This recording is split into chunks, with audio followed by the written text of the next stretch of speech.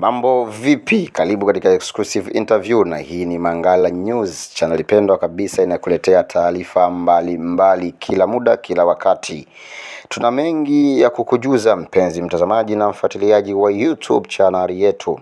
I hope uko mzima buheri wa afya tele kabisa, mambo yakiwa bala kabisa. Endelea kufuatilia Mangala News kwa taarifa mbalimbali.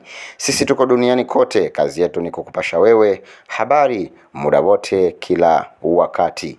Leo taarifa rasmi ambayo tunayo kutoka katika wekundu wa Msimbazi, lakini kabla tujaenda huko, cha kufanya wewe ni kubonyeza alama ya kengele ama maandishi yanayoandikwa subscribe, ili unakuwa wa kwanza kabisa kila video yetu inayotoka basi itakufikia kwa wakati.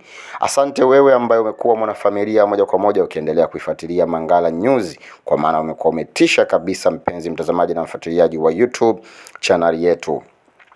Leo kutoka ndani ya viunga vya Msimbazi, hapa nazungumzia Simba Sports Club. Simba Sports Club ikiandika andiko lake maalum, andiko ambalo limeshtua watu wengi ama limewastua kwa ukubwa kweli kweli. Kwa heli Eli Mpanzo, kisha wakiambatanisha na taarifa kwa umma.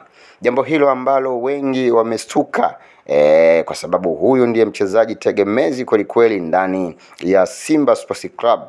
Kuelekea mchezo wa Simba dhidi ya RS Berkane, timu kutoka Morocco. Mchezo huo wa fainali ya kwanza utakaopigwa huko Morocco, tunaambiwa Eli Mpanzu atakuwa mtu ambaye yumo katika listi ya wachezaji watakaoenda katika mchezo huo.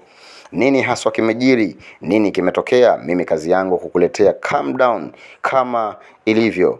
Tunaambiwa hiyo imechagizwa Eli Mpanzu anaitaka klabu ya Yanga, kwa maana Eli Mpanzu tayari ndoto yake, akili yake, mawazo yake yanaelekea katika viunga vya Jangwani. Yanga wakiwa wamemwekea bajeti kubwa kweli kweli, nyumba pamoja na gari, kuhakikisha wananasa saini ya mchezaji huyo. Msimu wa dirisha kubwa la usajili ukiwa unakaribia, kila mchezaji anakuwa na tension kubwa kweli kweli kuhakikisha mambo yanakwenda balabala kabisa. So tayari tunaambiwa Eli Mpanzu, mmoja ya mchezaji bora kabisa, hatuko naye katika viunga vya wekundu wa Msimbazi. Hili limetokea kuelekea dirisha kubwa la usajili.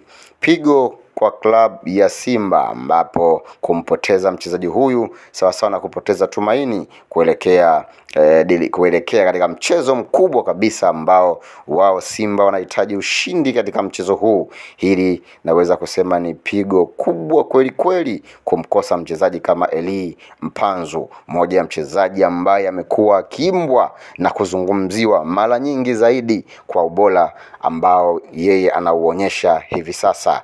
Namna gani Simba inakwenda kuathirika?